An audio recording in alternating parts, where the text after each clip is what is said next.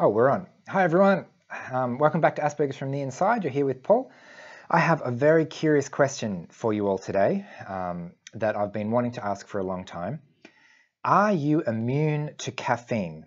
That might sound like a silly question, but I absolutely love coffee. Ooh, I've got my coffee here. I'd show you, but I think my computer wouldn't like it if I tried to actually show you the contents of the cup because of gravity and stuff. But I've always been intrigued that some people seem to get this kind of buzz from caffeine. They say that it gives them energy. They say that it keeps them awake. They say that they can't sleep if they've had a coffee after like 4 p.m. in the afternoon. And I have never in my life experienced any of that. I could have a triple espresso at 11 p.m. or later and still sleep fine. I've never had any noticeable effect that I've been able to perceive.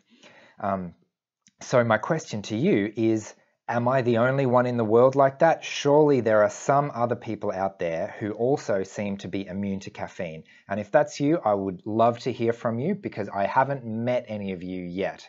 And I'd love to know that I'm not completely alone in that. Interestingly, it's not just caffeine.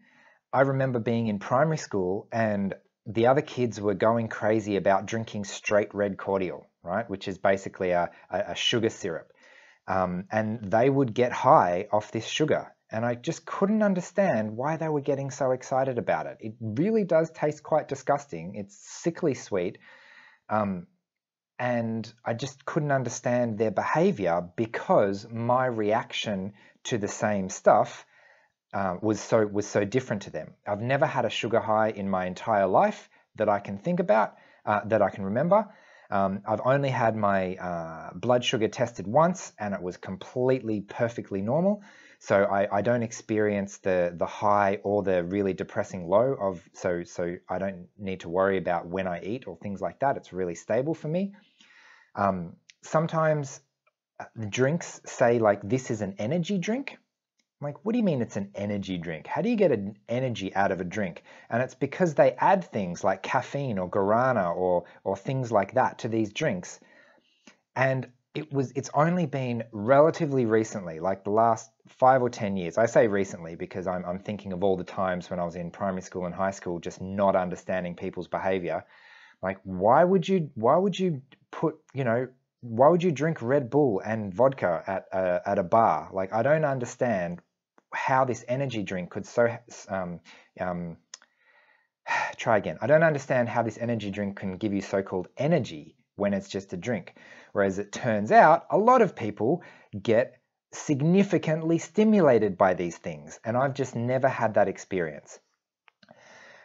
So that's why I'm making this video today. I'm really keen to hear if any of you have had a similar experience of just not being stimulated by these so-called stimulants.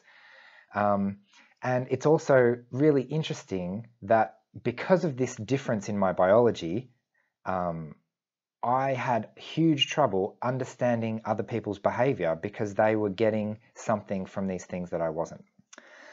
Anyway, so I hope you found that interesting. You might notice I've got something on the whiteboard here. That's a topic for this month's Patron's Choice video, which you'll see next week. So tune in for that. We'll have a live thing there. So otherwise, it's been good to see you, and I'll see you again another time.